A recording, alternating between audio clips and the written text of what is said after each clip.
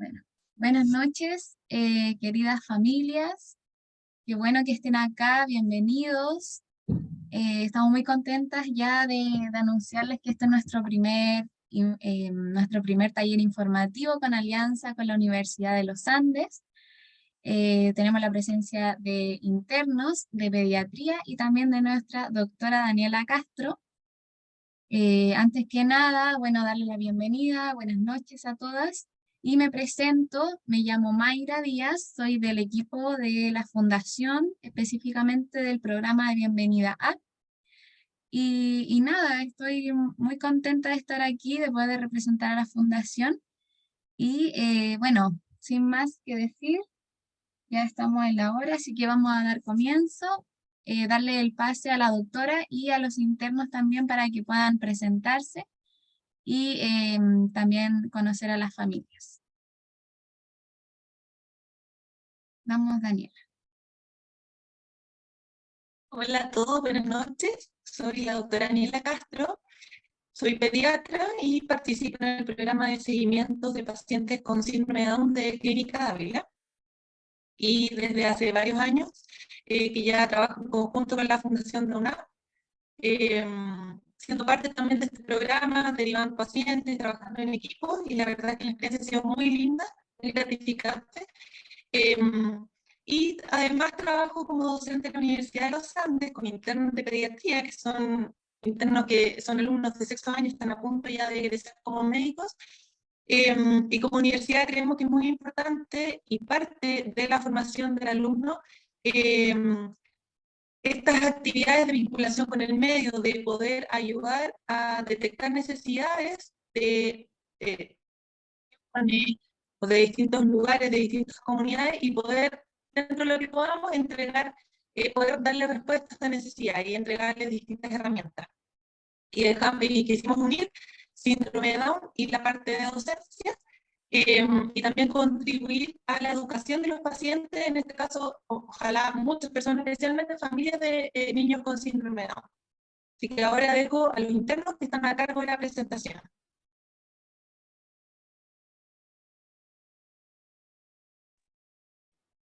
Hola, buenas noches. Yo soy Antonia Díaz.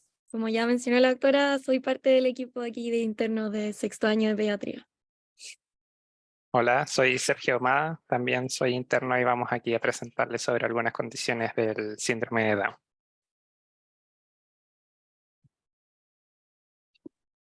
Yo soy Nicolás Lapuente y soy también de los internos que le vamos a estar hablando de las patologías de los niños con síndrome de Down. Hola, yo soy Joaquín Soto y también soy parte del equipo de internos. Hola, yo soy Camila Roldán, también parte del equipo de internos de sexto. Así que, nada, ojalá les guste nuestra presentación, la hicimos con mucho cariño, con mucho amor y tratando de hacerla como lo más entendible para ustedes los papás. Así que eso, vamos a hablar sobre condiciones médicas asociadas a síndrome de Down. Esta presentación la hicimos nosotros, los internos de sexto, con ayuda de la doctora Castro. Así que démosle nomás. Ya, en primer lugar, es importante saber qué es el síndrome de Down. Esta es una condición genética caracterizada por presentar un cromosoma adicional en el par 21, lo que se llama trisomía 21. Este es de los pocos trastornos genéticos donde existen cromosomas de más y que es compatible con la vida. Se asocia a características físicas particulares y a mayor riesgo de condiciones médicas, razón por la cual hicimos este PowerPoint. Y es del trastorno cromosómico más frecuente. 1 de cada 1000 nacimientos son personas con síndrome de Down. Dale. Pero, ¿qué es un cromosoma? Porque oímos hablar de que tienen un cromosoma de más, una trisomía, pero ¿realmente sabemos qué es un cromosoma? Primero tenemos que saber que todos nacemos a partir de una célula, y dentro de esta célula están los cromosomas, que son paquetitos de información genética que contienen nuestro ADN. Ellos son los que hacen que tengamos cierto color de pelo, cierto color de ojos, cierta estatura e incluso síndrome de Down. En el fondo determinan todas las características con las que nacemos y que no podemos cambiar.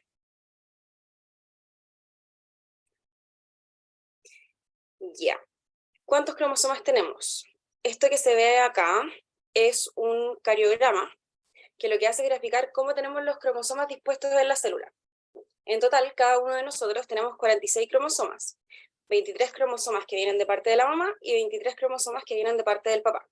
Entonces, tenemos 2 copias de cada cromosoma, una que heredamos del papá y otra que heredamos de la mamá. Y cada par de cromosomas está numerada desde el número 1 hasta el número 22, como se ve en la foto. Pero yo dije que son 23 pares de cromosomas.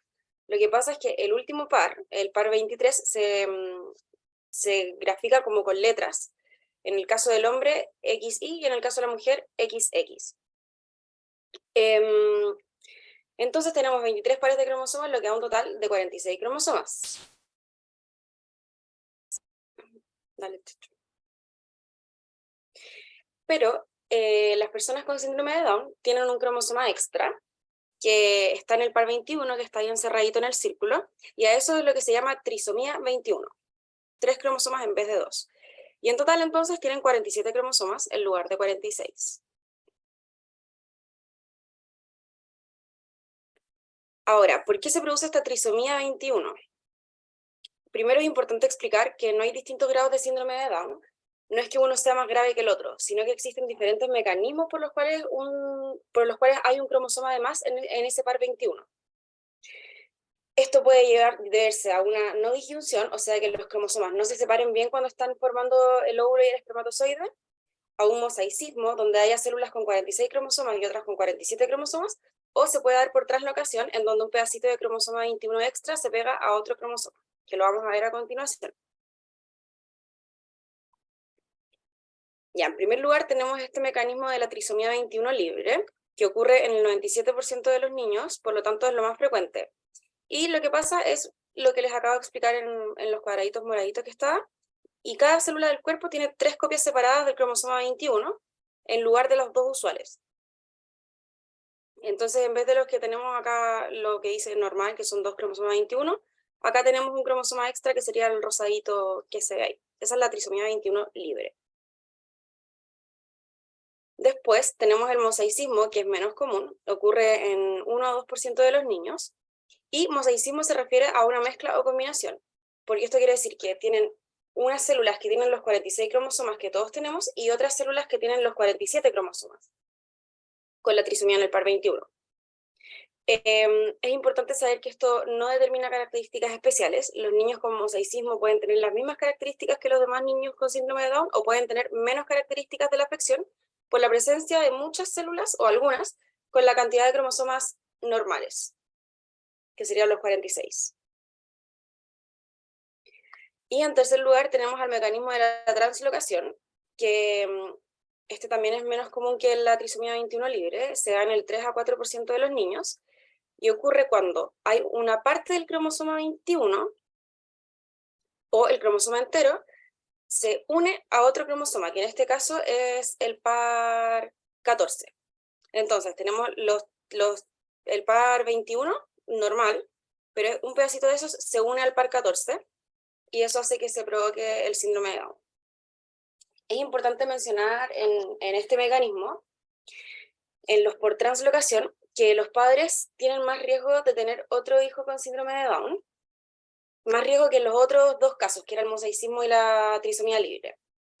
En los otros casos, el riesgo de tener un hijo con síndrome de Down es igual que el riesgo que tiene la población en general, que es un 1%, pero eso no quiere decir que los papás que hayan tenido hijos con síndrome de Down por translocación, sí o sí su segundo hijo o su tercer hijo va a salir con síndrome de Down, sino que es un tema de probabilidades y es un poco más probable en los que tienen translocación.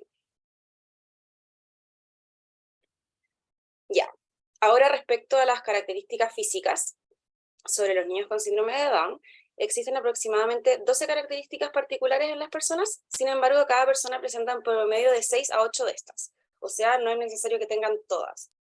Estas son una cabeza más pequeña o braquicefalia, un rostro aplanado, unos párpados inclinados hacia arriba, el pliegue del epicanto, que es el pliegue del párpado superior que cubre la esquina interna del ojo, un cuello cortito, orejas pequeñas, una lengua protuberante que se llama macroglosia, poco tono muscular o hipotonía, como se conoce en el ámbito médico, manos anchas y cortas con un solo pliegue en la palma, dedos de las manos cortos y manos y pies pequeños, también hay más probabilidades de tener pie plano, tienen una flexibilidad excesiva y una baja estatura.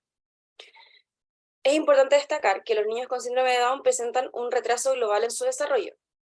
Ellos van a lograr sostener su cabeza, sentarse, pararse, caminar, hablar, bailar, cantar, etc. Igual que los otros niños, solamente que lo van a hacer todo a su ritmo un poquito más lento. En cuanto a la evaluación nutricional de los niños con síndrome de Down, es importante destacar que ellos tienen una tardanza en recuperar el peso de nacimiento y una dificultad del incremento de peso en el periodo del lactante. Esto pasa por trastornos de la dilución, por la hipotonía que les contaba antes, o esta falta de tono muscular. Se caracterizan por tener talla baja y por una mayor precocidad en el inicio del estirón de crecimiento, y además hay una prevalencia de sobrepeso y obesidad. Por lo tanto, la utilización de estándares de crecimiento para la población general en niños no es adecuada para los niños con síndrome de Down, porque se podrían diagnosticar de manera errónea los estados nutricionales. Es por esto que se crearon las tablas de Semmel, que son especialmente para niños con síndrome de Down, y así se adaptan a sus características, a esta talla baja, a la tendencia más obesidad que tienen. Entonces con estas tablas uno puede medir bien si es que el niño está dentro de su rango nutricional normal o no. Dale. Para enseñarles un poco cómo se usan estas tablas, pusimos un ejemplo acá de un niño de 10 meses que pesa 9 kilos y mide 72 centímetros. Dale, Chacho. Entonces, acá tenemos la tabla de peso-edad, donde en el eje Y está el peso y el eje X está la edad. Entonces agarramos en la edad 10 meses con el peso, que era 9 kilos. Y vemos si en el puntito en donde se intersectan las dos líneas, en qué percentil está. En este caso, estaría en el percentil, entre el percentil 50 y el percentil 75, que eso quiere decir que su peso está normal respecto a su edad. Dale nomás. También está en la tabla para la talla de edad, donde en el eje Y tenemos la talla y en el eje X tenemos la edad, y hacemos lo mismo. 10 meses y su talla era de 72 centímetros. Entonces vemos en qué curva cae, vemos que está en el percentil 75, y eso quiere decir que está dentro de los rangos normales de su talla para su edad. En cuanto a la alimentación y crecimiento, las personas con síndrome de Down tienden a tener mayor grasa corporal, lo que contribuye a padecer problemas metabólicos. Tienden a ser más bajos, a hacer menos actividad física y a sufrir de sobrepeso o obesidad, porque sus requerimientos energéticos son menores y al final comen igual que todos nosotros. Entonces por esto tenemos que hacerles un plan nutricional personalizado, donde haya alimentación variada, se eviten las grasas y adecuar las comidas para que no tengan estos problemas de dilución por la hipotonía que tienen. Y súper importante en ellos promover la actividad física. Ya. Bueno, la alta prevalencia de patologías médicas en personas con síndrome de Down repercute en su calidad de vida y esperanza de vida. Sin embargo, existen estrategias médicas enfocadas a la prevención y seguimiento de dichas patologías, con el fin de detectar en forma precoz malformaciones y enfermedades que interfieren con el desarrollo o que impiden expresar al máximo las potencialidades de nuestros niños con síndrome de Down. Es por esto que varias áreas de la salud del niño requieren una evaluación continua a lo largo de la infancia y deben revisarse en cada visita de supervisión de salud y al menos una vez al año. De este modo, iremos a estudiar los problemas cardiológicos, respiratorios, oftalmológicos, gastrointestinales, hematológicos, endocrinológicos, otorrinolaringológicos, ortopédicos, dermatológicos y neurológicos que se asocian al síndrome de Down.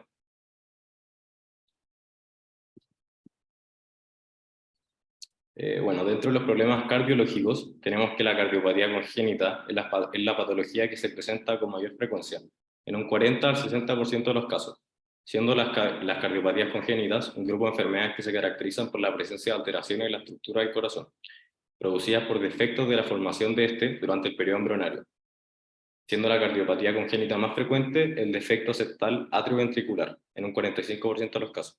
Este consiste en una falla de la formación de la pared que va a separar las aurículas del corazón, que están en la parte de arriba, de los ventrículos que están en la parte de abajo. Bueno, luego de esto tenemos también, según incidencia, el defecto septal ventricular, que presenta 1/3 de los casos de las cardiopatías y consiste en una falla en la formación de la pared que va a separar el lado izquierdo del lado derecho del corazón.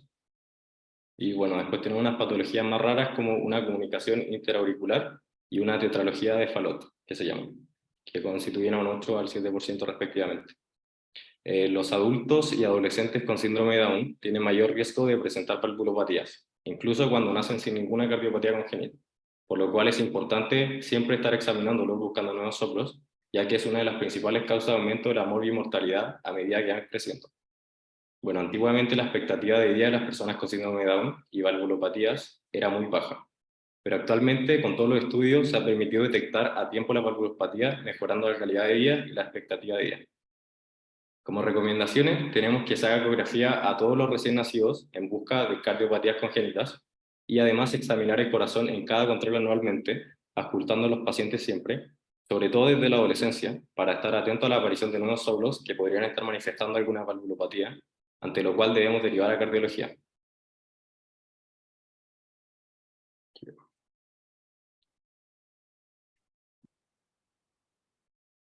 Creo que hay unas preguntas, sí. Si quieren, bueno, mira, hay justo una pregunta, Catarina pregunta en cuanto al tema cardiológico. Con operación siendo bebé, ¿puede desarrollar igual nuevas patologías cardiológicas? Y ahí la respuesta es que sí, generalmente queda resuelta su patología cardiológica. La cirugía cardiovascular en Chile es de un muy buen nivel, son muy buenos los cardiocirujanos, pero como ahí decía Nicolás, el paciente podría llegar a tener valvulopatías, que es un problema totalmente distinto, como que no es un problema de la anatomía o de la forma propiamente tal del corazón, sino las valvulopatías que pueden estar trabajando de manera inapropiada. Por eso que los controles cardiológicos se siguen a lo largo de su vida. Y hay otra pregunta en cuanto a evaluación nutricional, que lo vimos recién también con Camila. Nos preguntan, en el caso de mi hijo, bueno, ahí nos puso Jessica el peso y la estatura, la verdad es que tenemos que tener las curvas, entonces decirlo si está bien sin analizarlas es difícil, pero si quieres después nos escribes por interno y las podemos calcular, porque eso hay que verlas, entonces tenerlas a mano. Y la siguiente pregunta es que él es trisomía 21 libre según el cariotipo, pero en realidad no presenta casi ninguna de las características fenotípicas comunes al síndrome y no presenta ninguna patología asociada. Eso, como también decía Cami, les va a pasar y es muy común. Hay pacientes que tienen casi ningún rasgo, hay mucha variabilidad. Otros que tienen algunos rasgos muy marcados y tienen una discapacidad intelectual que es leve o prácticamente nada. Es muy variable. Lo más importante acá es recordar que no existen grados. Incluso antes se pensaba que los niños que tenían este mecanismo de mosaico, que hay algunas células con la trisomía y otras que no, era un síndrome de Down leve, y eso no, o sea, los grados ya no existen. Hay muchas variaciones, y también en su desarrollo. Y otra pregunta dice, cuando el niño no sube de peso según lo esperado, ¿cuál es la recomendación médica cuando es lactancia materna exclusiva? Es que la pregunta, necesitamos mucha más información, ya, porque si no sube de peso, tenemos que ver, por ejemplo, problemas de acople en la lactancia, ver que no tenga alguna de las patologías asociadas, un hipotiroidismo, y que por eso no suba bien de peso, si ya está con alimentación complementaria, ver si la está recibiendo bien. Son muchas variables a analizar. Luego dice, en una bebé de 6 meses que será operada de cardiopatía congénita. ¿Cuál sería su recuperación al salir de la cirugía? Depende del tipo de cardiopatía. Hay algunas cardiopatías que son más complejas, que incluso tienen que operarse en 2 tandas, y otras que son más simples. Como les contaba, tengan la tranquilidad que el nivel de cardiocirujanos de Chile es muy bueno. Uno queda impresionado de lo rápido que se van de alta, y al alta hay que tener todos los cuidados que les van a indicar los cardiólogos, más toda la prevención de enfermedades, especialmente en esta fecha. Se evita los contagios, uso mascarilla, etc. Y la última pregunta de cardiología para seguir adelante dice, durante el periodo de gestación, puede disminuir la gravedad de la cardiopatía. Esta no la entiendo muy bien. Durante el periodo de gestación. Ya. Yo creo que se refiere a que si dieron un diagnóstico, si después se puede modificar. Más que modificar, es que se va a confirmar 100% cuando ya nazca, porque la calidad de la ecografía que se puede hacer cuando ya el bebé salió de la guatita de la mamá es mucho mejor. Y dice Catalina, luego de la operación pueden tomar pecho o deben alimentarse por otra vía. Depende de la cirugía y depende cómo sea el postoperatorio. La verdad es que la mayoría siguen tomando pecho, teniendo los cuidados si hay cansancio, algún problema de insuficiencia cardíaca, pero la mayoría salen tomando pecho. En algunos casos hay que ayudarse con sondas nasogástricas, sobre todo si se está cansando mucho, pero depende caso a caso. Ya chicos, sigamos nomás. Ya. Bueno, con respecto ahora a las patologías respiratorias, tenemos que los niños con síndrome de Down las malformaciones de la vía aérea y pulmonar son infrecuentes. Sin embargo, nuestros niños tienen mayor riesgo de infecciones respiratorias recurrentes y sistémicas. Particularmente el virus respiratorio sincicial es muy importante porque es muy invalidante en niños y especialmente lactantes con síndrome de Down, porque es un niño que le cuesta movilizar las secreciones y que además tiene una anatomía de la vía aérea muy especial al tener una vía aérea más pequeña. Por esto, tienen alto riesgo de terminar hospitalizados por neumonía. Y bueno, por ello, como recomendaciones de patologías respiratorias, debemos fomentar la adherencia al Programa Nacional de Inmunizaciones, fomentar también que se ponga la vacuna contra la influenza y otras vacunas extra PNI que se le ofrecen a los padres. Y para lo que le hablaba antes respecto al virus respiratorio sincicial, hay que tener en cuenta que no existe aún una vacuna aprobada que proteja contra este virus, a pesar de que la vacuna está en estudio. Incluso un grupo chileno está liderando un estudio para tener una vacuna contra este virus. Pero debido a la inexistencia aún de una vacuna, tenemos que existe una profilaxis del virus que corresponde al anticuerpo monoclonal humanizado, que se llama palivizumab, que se da en niños con síndrome de Down y que pertenezcan al grupo de riesgo para considerar el uso de esta profilaxis. Solo damos en este grupo, ya que el niño tenga síndrome de Down es una indicación de por sí. Este grupo corresponde a los niños que presenten cardiopatía congénita cianótica, insuficiencia cardíaca, daño pulmonar crónico, displasia broncopulmonar y los prematuros menores a 28 semanas, que sean menores de un año, o los prematuros que nazcan entre 28 y 32 semanas y que sean aún menores a 6 meses.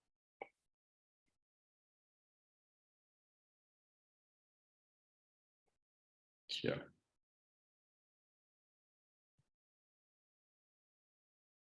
Dale nomás, Nico. Ya, dale, Chacho. Eso. Bueno, ahora respecto al oftalmológico, tenemos que el 60% presenta desórdenes oftalmológicos. La miopía, hipermetropía y estigmatismo son las principales patologías. O bien pueden tener también estrabismos, nistagmus, catarata, ya sea congénita o adquirida. Pueden tener glaucoma, pueden tener lo que se llama estenosis del conducto nasolacrimal, que es como un estrechamiento o una oclusión, una obstrucción que existe del canal del que salen las lágrimas. Y también pueden tener conjuntivitis recurrente. Como recomendaciones, en nuestros niños con síndrome de Down tenemos que se haga rojo pupilar en cada control, que es una técnica sencilla y rápida que nos permite realizar una sospecha diagnóstica y es esencial para la detección precoz de enfermedades graves de la visión. Esta se hace reflejando una luz sobre ambos ojos del niño, que a través de un oftalmoscopio, el pediatra, el doctor, ve si existe un color rojo reflejado, que nos habla de que la retina está sanita. Otra recomendación también es derivar a oftalmología a los 6 meses, luego tener un control anual con la oftalmóloga o el oftalmólogo. Y por último, es importante derivar precozmente en caso de que los síntomas que se muestran en el recuadro de la derecha, que serían en caso de lagrimeo persistente, casos de conjuntivitis recurrente, que el rojo pupilar, que le explicaba recién, se encuentra alterado, en estrabismo, en sensibilidad importante a la luz, en dolor ocular o en cambios importantes de la visión. En estos casos debemos hacer una derivación lo antes posible.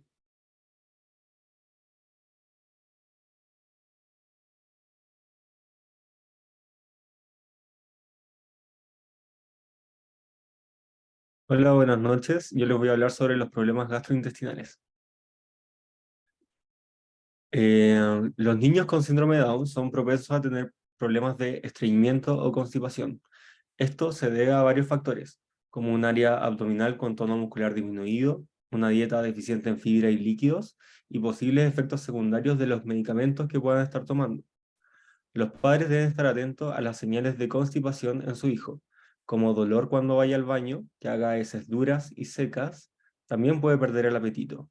Y si no se trata, la constipación puede ser dolorosa y a largo plazo puede provocar problemas de salud más graves. Para prevenir la constipación, los padres pueden tomar las siguientes medidas. Primero, asegurarse de que su hijo consuma una dieta rica en fibra y líquidos, como frutas y verduras, cereales integrales, legumbres y harta agua. Segundo, asegurarse de que su hijo haga suficiente ejercicio y actividad física. Tercero, establecer una rutina con horario para ir al baño para su hijo. Cuarto, evitar los alimentos que puedan causar estreñimiento, como lo son los alimentos procesados y los que son ricos en grasa. Y por último, puede hablar con su médico sobre posibles suplementos de fibra o medicamentos para ayudar a prevenir la constipación. Entonces, con una dieta adecuada y actividad física, los padres pueden ayudar a prevenir y tratar la constipación. Recuerden siempre consultar con su pediatra en caso de dudas o sospechas de enfermedad. Siguiente. Ahora hablemos de la enfermedad celíaca. Los niños con síndrome de Down tienen un mayor riesgo de desarrollar enfermedad celíaca que la población general. Esta es una enfermedad autoinmune en la que el cuerpo reacciona frente al gluten, una proteína que está presente en el trigo, la cebada y el centeno.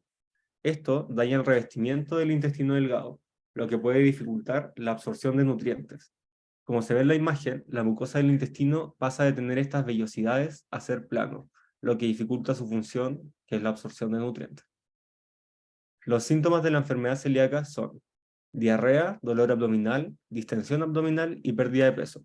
Sin embargo, puede provocar otros síntomas específicos en los niños con síndrome de Down.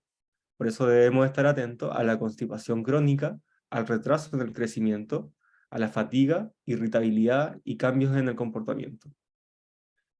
Es importante que los padres de niños con síndrome de Down estén atentos a estos síntomas y hablen con el médico de su hijo si sospechan que podría tener enfermedad celíaca, para de esta forma hacer un testeo temprano y evitar las consecuencias a largo plazo. Siguiente. Ahora, en cuanto al reflujo gastroesofágico, sucede que el contenido del estómago, incluidos los ácidos digestivos, se devuelven al esófago. Esto puede causar irritación y daño en la mucosa. Los síntomas del reflujo en los niños incluyen regurgitaciones, vómitos frecuentes, tos, irritabilidad, dificultad para tragar, dolor de garganta y problemas para ganar peso.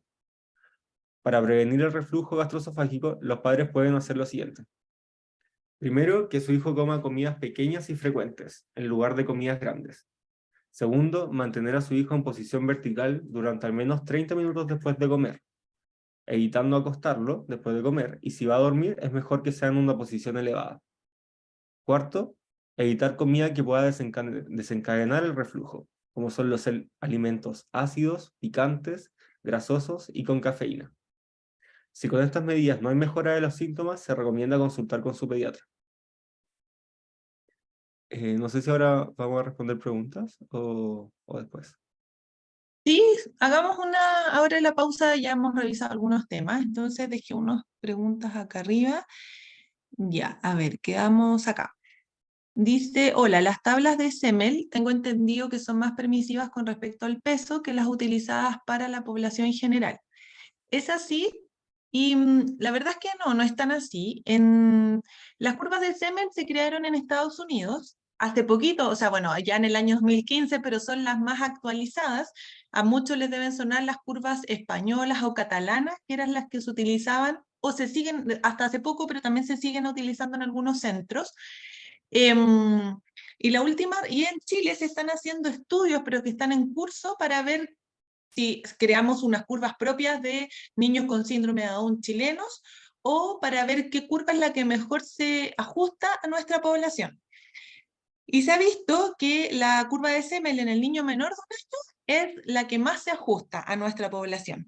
Y para el mayor, esa es la nueva recomendación. Y para el niño mayor de 1 año, la recomendación de expertos es que sigamos utilizando las curvas que se usan en niños sin síndrome de Down, que son las curvas de la OMS, la Organización Mundial de la Salud. Entonces, por eso van a ver, como esto está recién introduciéndose, probablemente en ustedes mismos van a ver diferencias. Algunos que los controlan con las curvas españolas, otros con las de Semel, otras con las curvas de niños sin síndrome de Down. Entonces, pero para que sepan que las curvas de Semel ya están súper estudiadas, se pueden utilizar, son súper seguras, muy buenas, y al menos yo lo que estoy usando es las curvas de Semel. Otra pregunta dice, mi hija tuvo las 5 dosis de palivizumab, ¿cuánto tiempo dura el efecto de esta vacuna?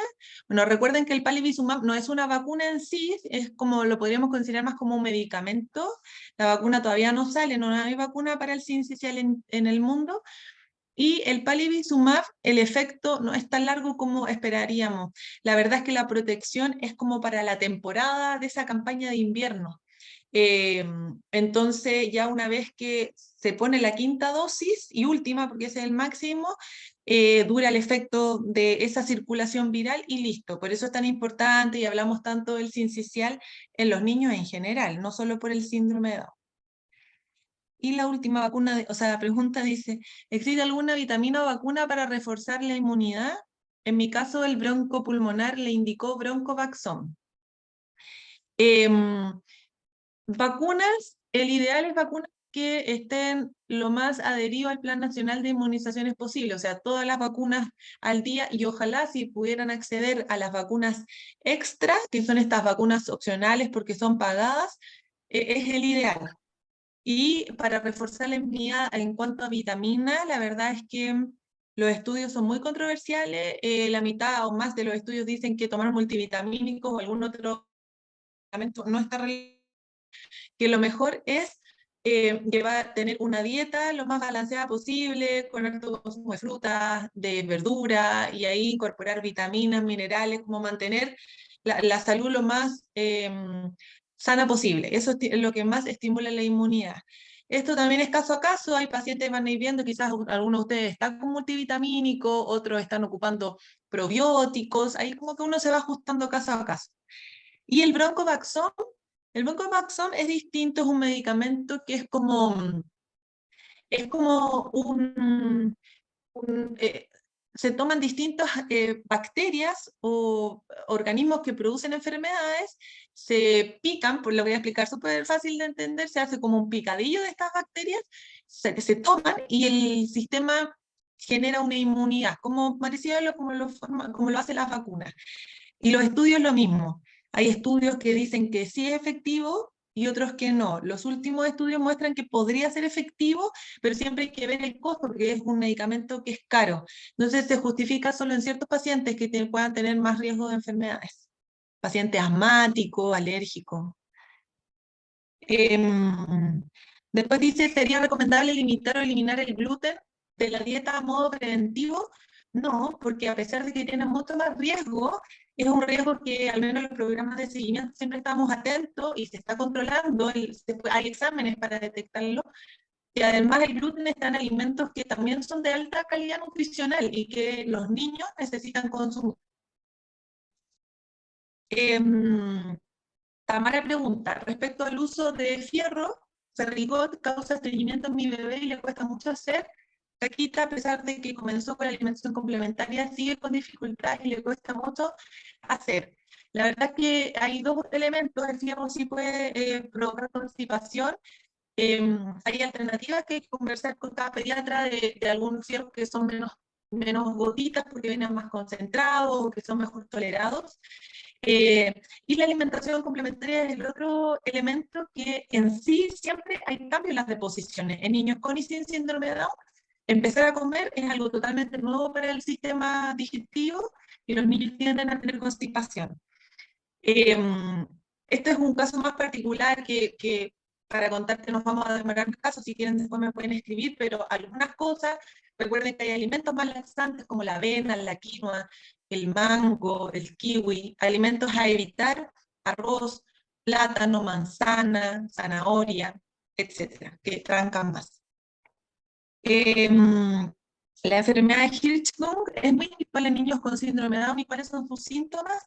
Sí, tienen más riesgo Y el síntoma principal es una constipación, es decir, que están los niños con dificultad para hacer caquita, estreñidos, pero es severo, es crónico, de larga data, generalmente desde el nacimiento.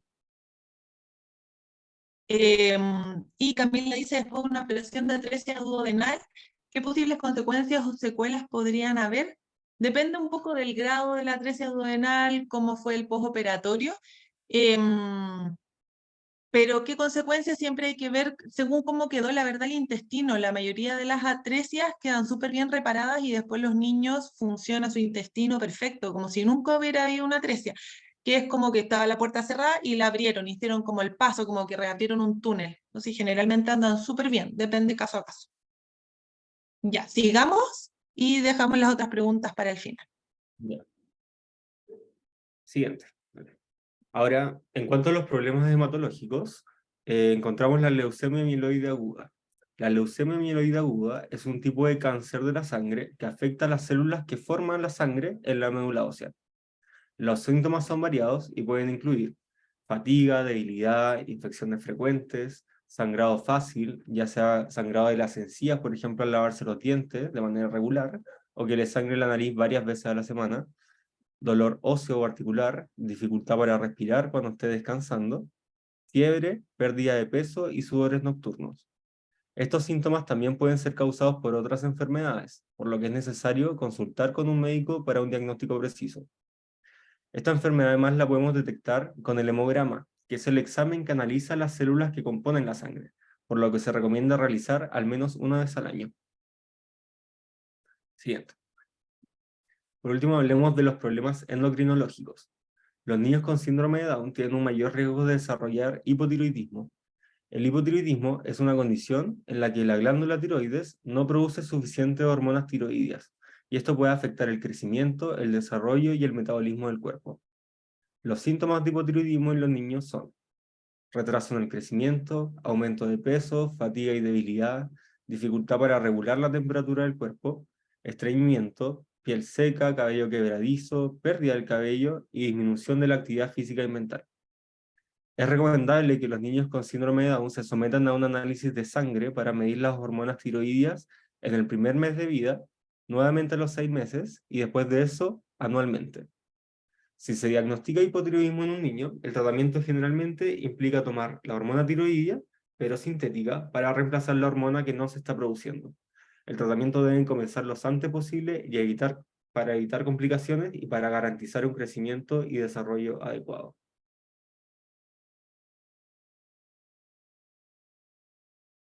Bueno, algunos de los problemas otorrinolaringológicos, es decir, los relacionados a los oídos y la vía aérea alta que existen en los niños con síndrome de Down, hay que poner atención en que tienen mayor incidencia en estenosis del conducto auditivo externo.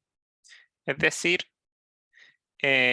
su oído es más estrecho, lo que los hace más propensos a desarrollar infecciones como la otitis media, por ejemplo, que es como la inflamación del oído medio, o sea, por detrás del tímpano, y es muy difícil de ver por este canal estrecho que tienen, y por eso se tienen que derivar muchas veces a otorrinos para su confirmación. También tienen más riesgo de hipoacusia, o sea, la incapacidad parcial o total para escuchar sonidos en uno o ambos oídos. Y también pueden hacer más cuadros de sinusitis o síndromes de apnea obstructiva del sueño, que se pueden manifestar como, por ejemplo, como despertares nocturnos habituales, falta de energía o iniciativa en actividades escolares, o que hagan periodos de apnea al dormir. O sea, como que dejen de respirar por unos segundos, como si se estuviesen aguantando la respiración. Algunas recomendaciones que existen para estos problemas otorrinolaringológicos son el tamizaje o el screening, que es como un chequeo auditivo al nacer, que se los pueden ofrecer como de emisiones otoacústicas o potenciales evocados auditivos, que siempre es bueno chequearlo, y después una evaluación clínica de la audición en cada control sano. También derivación especialista en caso de que exista efectivamente el conducto auditivo estrecho que impida la visualización del tímpano, o que el screening al nacimiento en algún control salga alterado. Y también las recomendaciones internacionales sugieren un polisomnograma a los 4 años para la evaluación de la apnea del sueño, pero se sabe que aquí en Chile el polisomnograma es de alto costo, así que sería recomendable estudiar y derivar a aquellos niños que presenten la roncopatía, o aquellos que no tengan ronquido, pero sí tengan estos síntomas asociados como que se despierten mucho en la noche, o estén cansados constantemente, faltas de iniciativa, etc. Con respecto a los problemas ortopédicos en los niños con síndrome de Down, la mayoría de los problemas ortopédicos derivan de la hipotonía e hiperlaxitud que presentan, ya que por esta hipotonía y los ligamentos laxos como más sueltos, hay mayor riesgo de subluxaciones de otras articulaciones y terminar, por ejemplo, en un genovalgo o varo, que es como la desalineación de los huesos de las piernas, el fémur y la tibia, lo que hace que las rodillas se desvíen hacia adentro o hacia afuera. También pueden generar escoliosis, pie plano, entre otras complicaciones. Los niños con síndrome de Down también tienen más incidencia de la inestabilidad atlantoaxial, es decir, que las 2 primeras vértebras de su columna vertebral son más inestables, lo que puede dar síntomas como dolor o rigidez en el cuello, o la cabeza permanece inclinada.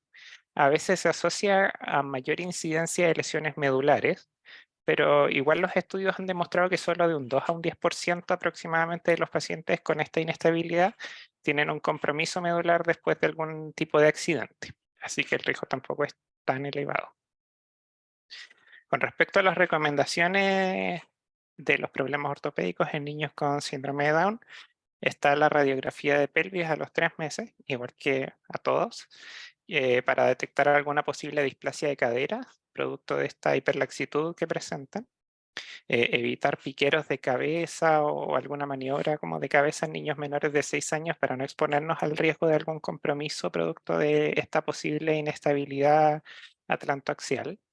También se recomienda radiografía de columna cervical en niños asintomáticos, pero que se expondrán a alguna actividad de riesgo, como gimnasia o ese tipo de actividades. Pero como uno sabe que los niños igual son inquietos y de repente al jugar hacen maniobras que podrían considerarse riesgosas, igual sería recomendable una radiografía para ver si es que existe esta inestabilidad y consultar a traumatología en caso de síntomas de inestabilidad atlantoaxial o que exista el genuvalgo o genuvaro, que es esta desviación de las rodillas hacia adentro o hacia afuera, pie plano o escoliosis.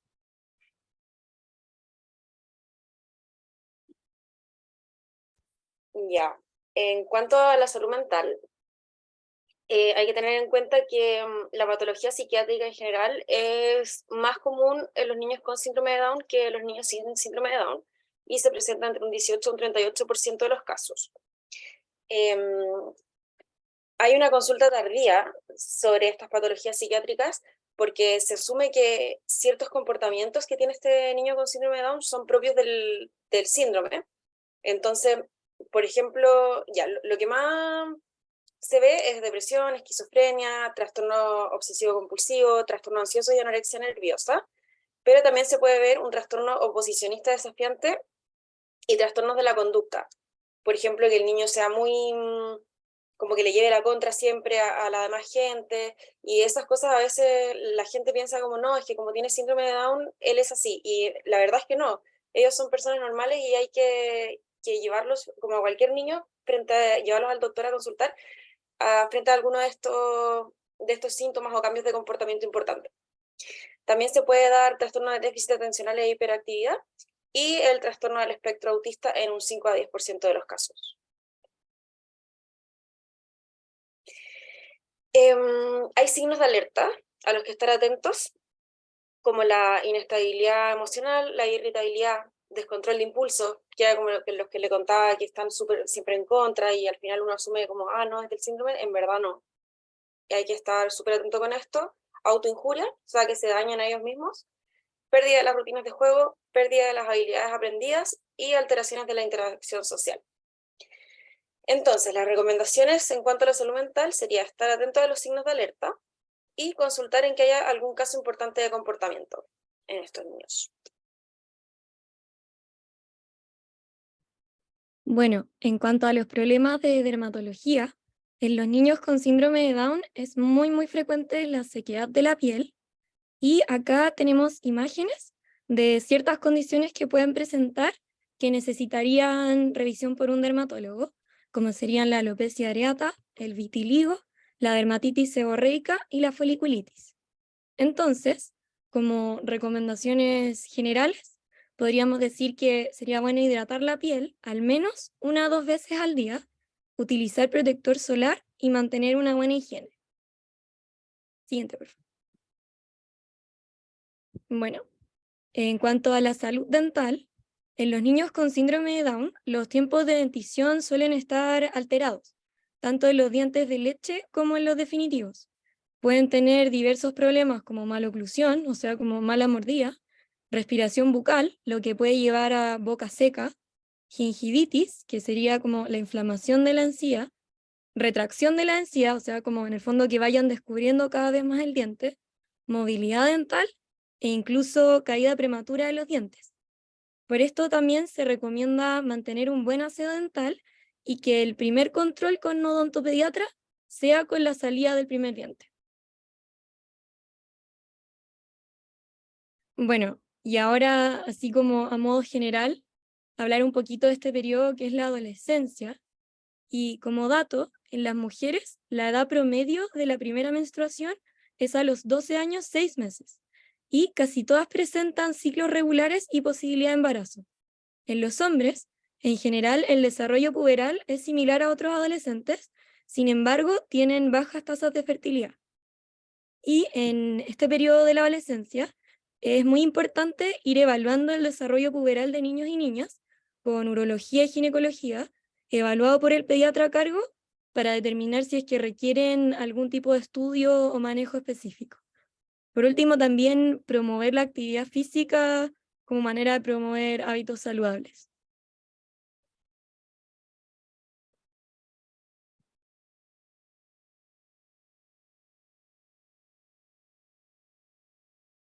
De hecho, no te escuchas. La silencio. Perdón, ahora sí.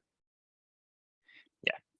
Ahora veremos algunos de los problemas en el desarrollo neurológico de los niños con síndrome de Down. En primer lugar, puede haber un retraso en el desarrollo psicomotor global. Eso quiere decir como una hipotonía con un retardo motor, un trastorno del lenguaje. Demoran más en lograr los hitos del desarrollo, pero siempre logran hacerlos al final. También hay una discapacidad intelectual que puede ir desde leve a severa, aunque la gran mayoría es de leve a moderada. Y con respecto a los espasmos infantiles, que se dan en aproximadamente 1/3 de los pacientes con síndrome de Down, el 47% de estos corresponden a un síndrome que se llama síndrome de West, que hablaremos más adelante de él. Por último, también mencionar que son más propensos a desarrollar enfermedad de Alzheimer en un futuro. Ya. Con respecto a qué significa que tengan un retraso en el desarrollo psicomotor. En el síndrome de Down, el cerebro presenta alteraciones genéticas que limitan un poco su pleno desarrollo y función. Por lo tanto, a lo largo y ancho de sus estructuras cerebrales, quedarán afectadas en mayor o en menor medida varios sistemas que implican funciones diferentes, por ejemplo, lo motor, lo sensorial, lo verbal, determinados aspectos relacionados con lo cognitivo o lo adaptativo. En promedio, existe un mayor retraso en el área motriz, con aproximadamente 4 meses de desfase con respecto a los niños sin síndrome de Down, mientras que el área de coordinación es la que presenta menor diferencia, con tan solo 1 mes.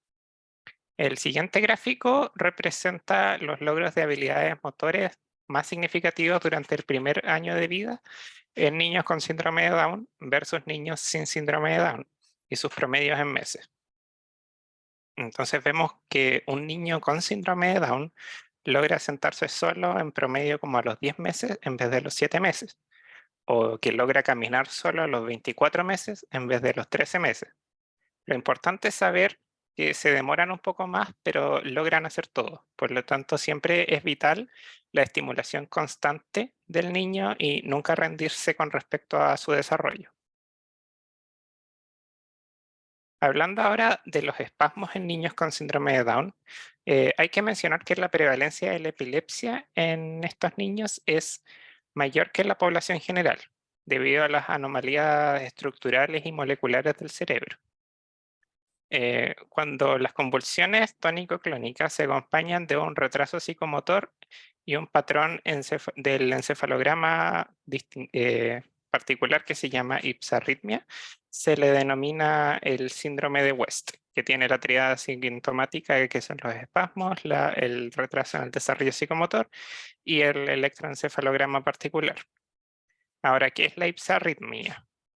Simplemente es un patrón electroencefalográfico que se caracteriza por tener ondas agudas que no se sincronizan entre sí, entre ambos hemisferios, y dan la sensación como de un desorden absoluto, pero es un criterio para este síndrome.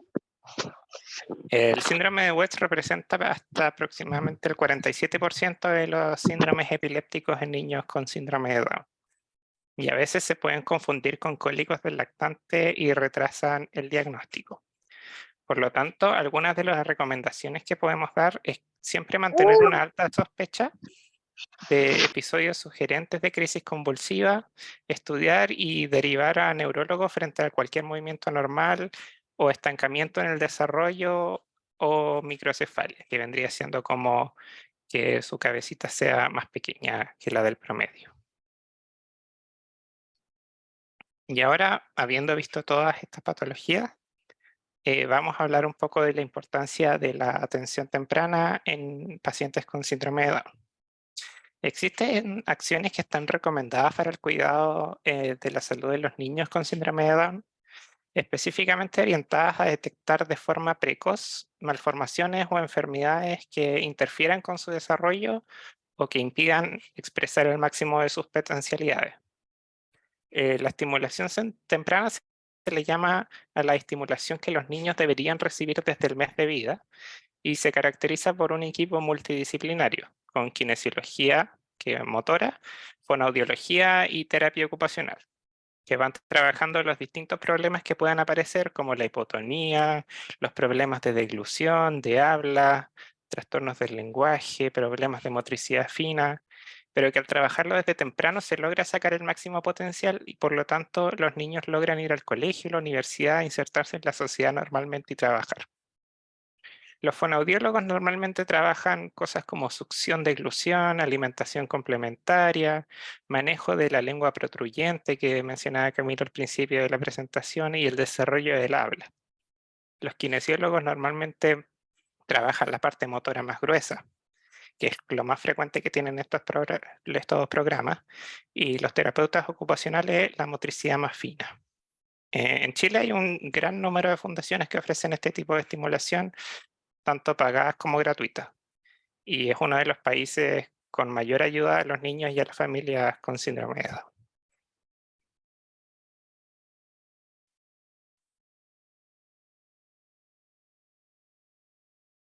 Entonces ahora, ya para terminar, vamos a responder las preguntas que estaban pendientes. Y si tienen alguna otra, la pueden ir escribiendo. Había quedado pendiente de Priscila, ahí se la contestó Joaquín, pero dice, ¿cuánta es la frecuencia normal de deposiciones en un niño con síndrome de Down? No basta que haga todos los días independiente de la textura. Y efectivamente lo que puso Joaquín ahí, que es en un niño con y sin síndrome de Down, el ritmo intestinal es muy, muy variable. Pueden haber niños que hagan caquita todos los días y uno que haga cada 3, 4 días con consistencias normales y sin ninguna molestia, está normal. Entonces siempre hay que conversar con el pediatra los síntomas asociados, si tiene hinchazón abdominal, dolor, si la caquita sale muy dura, pero podrían tener saltarse días. Después dice, es recomendable realizar un panel completo de tiroides, generalmente solo se mide TSH y T4. Y ahí, no, como búsqueda de la enfermedad, basta solo con TSH y T4 libre. Si es que alguno de ellos sale alterado, sí se hace un examen más completo y se manda incluso a veces con estudio de anticuerpos contra la tiroides. Después, ¿desde qué edad se puede diagnosticar la inestabilidad atlantoaxial? Siempre, o sea, un niño puede nacer con la inestabilidad atlantoaxial, y siempre los controles de salud les van a ir haciendo preguntas dirigidas a ver si es que existe este problema. Que puede ser, depende de la edad del niño, pero dolores cervicales, un niño que controlaba esfínter y que después ya no controla esfínter. Son varios los síntomas que vamos a ir preguntando, pero en general la búsqueda de esta inestabilidad se realiza en los pacientes de riesgo que nombrabas los chicos o desde los 4 años, 3-4 años. El hipotiroidismo, si es diagnosticado desde bebé, ¿durará toda la vida? Generalmente sí, es una enfermedad crónica, pero sí puede pasar por periodos de estabilidad en que no sea necesario ir subiendo la dosis, o incluso a veces se suspende por un tiempo el medicamento y después se retoma, pero también es bien variable, pero generalmente es para toda la vida, que es lo bueno del hipotiroidismo, que tiene tratamiento, por eso tratamos de detectarlo precozmente, se puede controlar fácil. O sea, es una enfermedad fácil de tratar. Catalina preguntó sobre la posibilidad de guardar células madres del cordón umbilical, que es un procedimiento caro. En el caso de los niños con síndrome de Down, que están más propensos a ciertas condiciones, ¿es recomendable hacerlo? Y esta pregunta es difícil de responder. La verdad es que hubo un boom en algún minuto con esto de guardar células madres del cordón, pero se ha visto que nada te asegure que tu hijo tenga justo el cáncer o la leucemia que le sirva la célula del cordón. De hecho, muchas leucemias, también el tratamiento es de este banco que hay de células, o sea, de células madres, no sé si lo han visto, que se llama La Gente a Donar. Ya, estos bancos sí son mucho más efectivos. Entonces ahí la verdad es que depende caso a caso, pero y también del tema económico, porque es caro mantenerlas, porque es como que hay que pagar una mensualidad.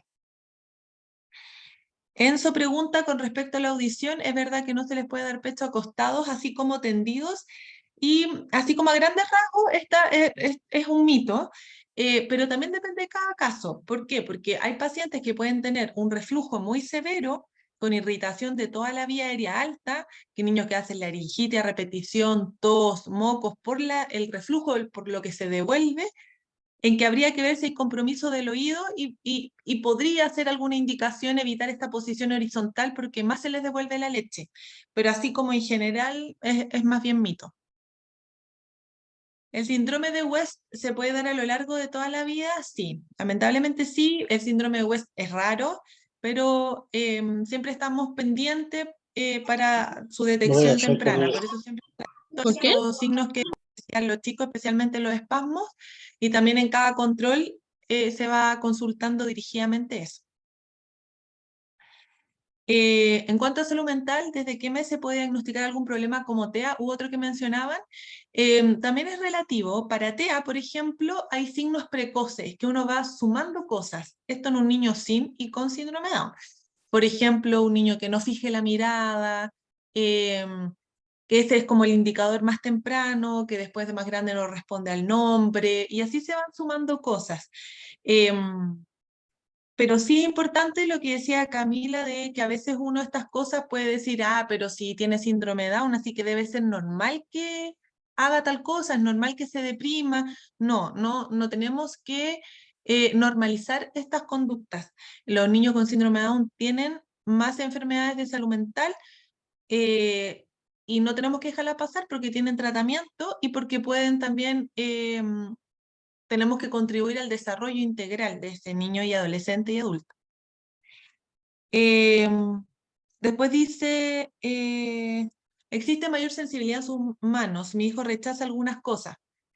No todos, pero si rechaza algunas cosas, eso es súper importante verlo porque podría ser un trastorno de integración sensorial. Por ejemplo, esto da para largo, pero un ejemplo cortito, niños que a veces tienen problemas con las texturas o que no pueden tocar plasticina, a veces no pueden tocar el pasto, y sí esto hay que verlo porque tiene tratamiento, generalmente con terapia ocupacional.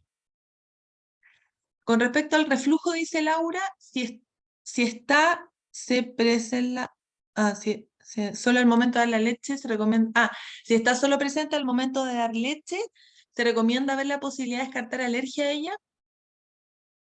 Solo con este factor no, pero sí hay que ver un montón de otros síntomas, entonces también verlo con pediatra. La alergia puede tener deposiciones con sangre, deposiciones con mucosidad, pero que no es excluyente, o sea, que puede ser que la deposición con mucosidad también sea normal. Hay que ver si tiene dermatitis asociada, baja de peso, hay como varios síntomas que uno tiene que ir sumando. Solo por el reflujo no es igual al diagnóstico de alergia.